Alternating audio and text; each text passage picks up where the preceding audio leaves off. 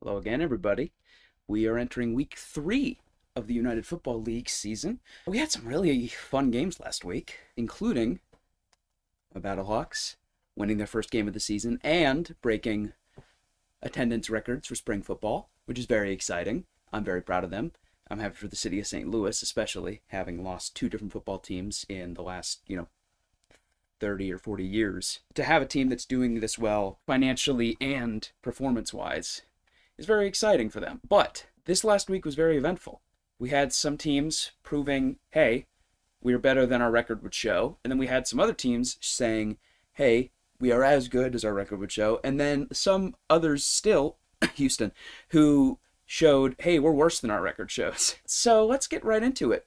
We had 4 games last week. We had the Stallions and the Panthers.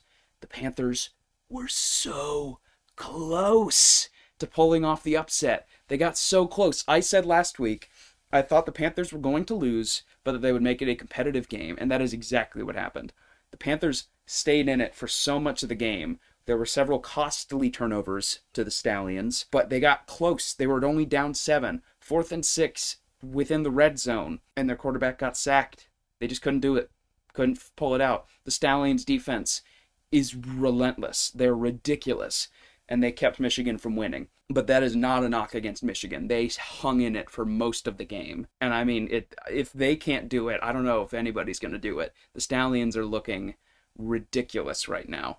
Then you have the Showboats and the Brahmas, one of the most exciting games of the week. The Brahmas were down 19-8 with less than 2 minutes left in the game. They scored a touchdown, failed the 3-point conversion, and then got to use one of the UFL's very unique rules.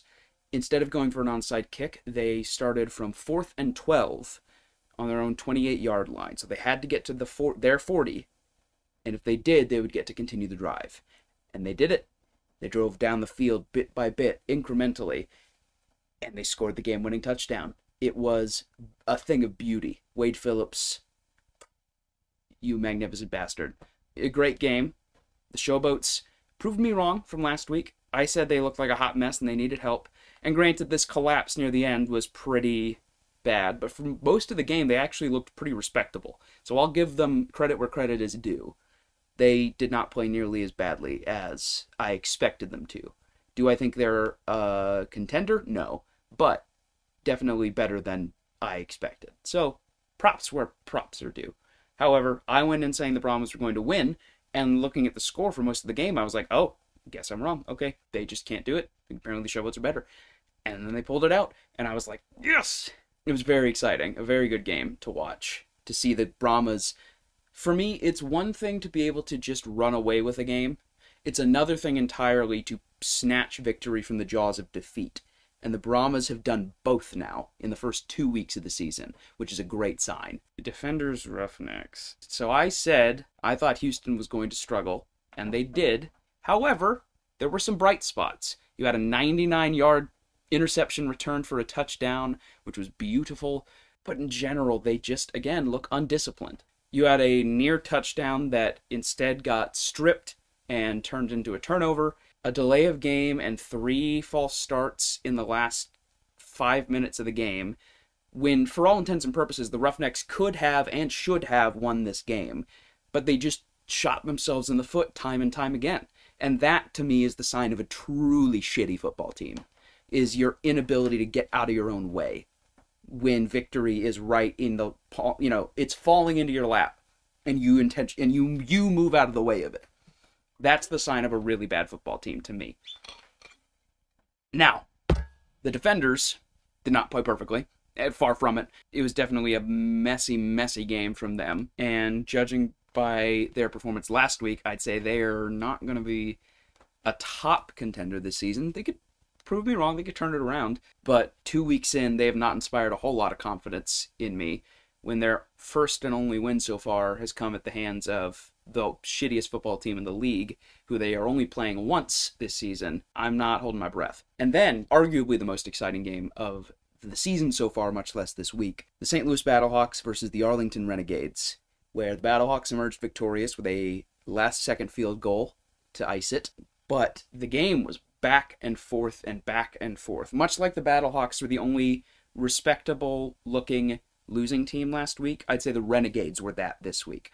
They are winless, but not because they are awful. In fact, they are quite good. The Renegades are quite good. They've just gone up against two of the toughest opponents to start the season. It was a great game. Again, like I said, the Battlehawks broke attendance records. Over 40,000 people gathered for this game, which is amazing. And I love that this team has this much enthusiasm behind it. But it was just back and forth. And it was a scoreless first quarter. And then you had little bits and bits. And then 4 touchdowns in 5 minutes out of nowhere. St. Louis gets a bad DPI called against them, defensive pass interference, and they aren't able to review it. Arlington gets a touchdown. St. Louis immediately fires back with their touchdown. Arlington gets another touchdown. St. Louis, it was a shootout. It was crazy and so fun to watch. And then just when they needed it most, Arlington ran out of gas. They missed a field goal wide right, and it gave the Battlehawks the edge they needed to win. But it could very well have gone the other way. And I completely respect the way the Renegades played the game. They could have won it easily.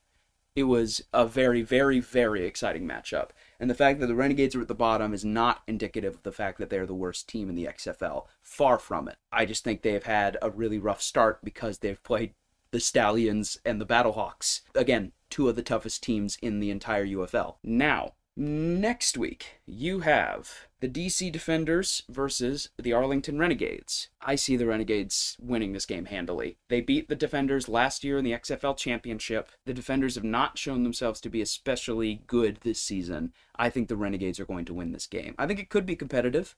I think the Defenders could stay in it, but I don't see them winning this game. Then you have the Memphis Showboats versus the Birmingham Stallions. I'm sorry, Memphis, but I don't...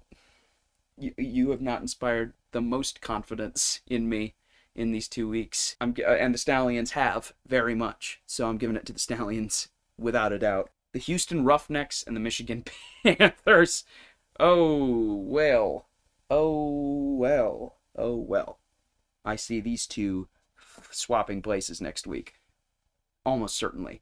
The Panthers are going to win. The Showboats are going to lose. The Roughnecks will move even further into their pit of despair. And the Showboats will get pushed down below the Panthers where they belong, because they're not the worst team in the USFL, but they're definitely not the best. And then the Battlehawks and the Brahmas. That is going to be a tough game. And I love you, Battlehawks, but I'm giving it to the Brahmas just on gut instinct. I just don't. The Brahmas are so scrappy. They find ways to win in any circumstance, it feels like. And that is dangerous for a team like St. Louis, who lost to the Panthers week 1, a team that found a way to win when they realistically shouldn't have. So again, I'm saying that the Renegades will beat the Defenders, Stallions will beat the Showboats, Panthers will beat the Roughnecks, and the Brahmas will beat the Battlehawks. Now, I actually remembered to bring my whiteboard down for this one, so I'm going to be ranking the 8 teams. I'm going to be doing power rankings. So the Roughnecks easily earn their spot at the bottom. They just haven't convinced me that they can do anything correctly. Honestly, I hate to say that, but it's true. They shoot themselves in the foot repeatedly. And then right above them, I don't even know whether to put the Defenders or the Showboats right above.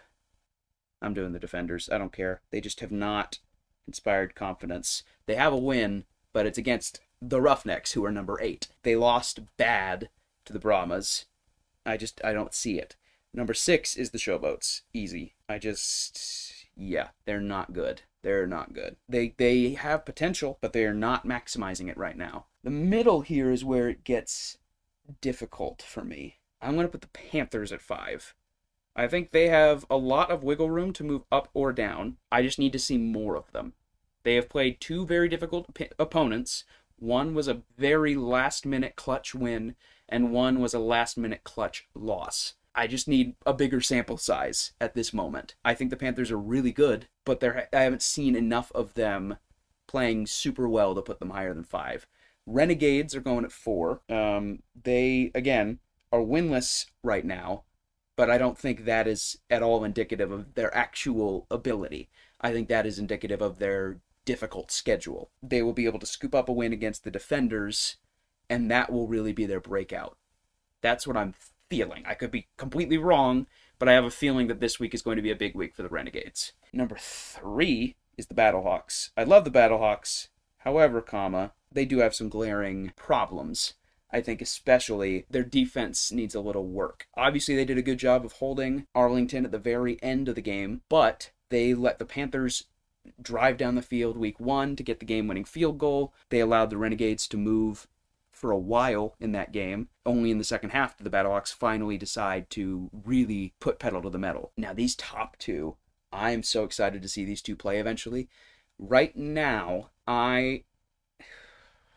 it's hard because the games, I think the Brahmas have played more impressive games, but the Stallions are the more impressive team as a whole. Their defense and offense, their two quarterbacks, one running, one passing, they just look more solid. So I'm putting the Brahmas at number 2 and the Stallions at number 1.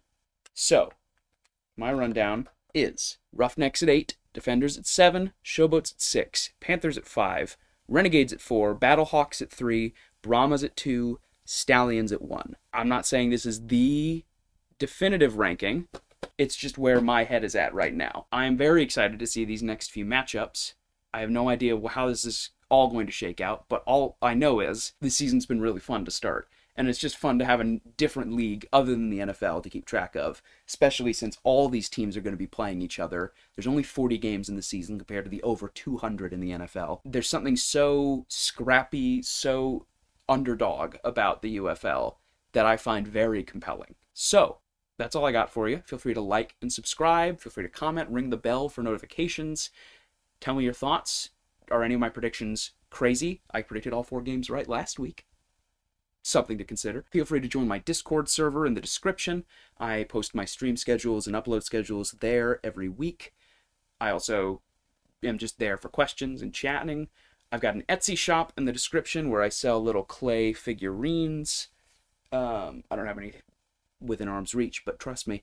And then I also have a blog that I haven't uploaded anything to in like 6 months, but you can check it out if you want. I also have my Instagram. Yeah. Thanks for watching. Hope you have a good rest of your Thursday. Go Battlehawks.